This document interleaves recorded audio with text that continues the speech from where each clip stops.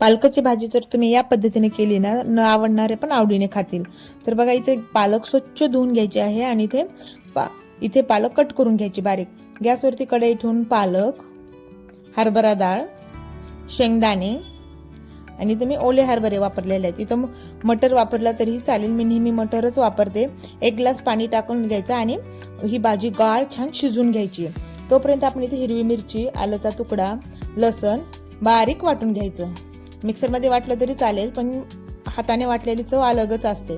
तर बघा हे छान बारीक वाटून झालेला आहे. आपली तोपर्यंत भाजी पण एवढा छान शिजलेली आहे. बारीक शिजली की त्याच्यामध्ये 2 चमचे बेसन पीठ टाकायचं आणि व्यवस्थित मिक्स करून घ्यायची. भाजी थंड थोडीशी झाली पाहिजे. जर गरम गरम जर बेसन पीठ टाकलं तर त्याच्या गाठी होतात. छान मस्त बारीक करून घ्यायची बघा.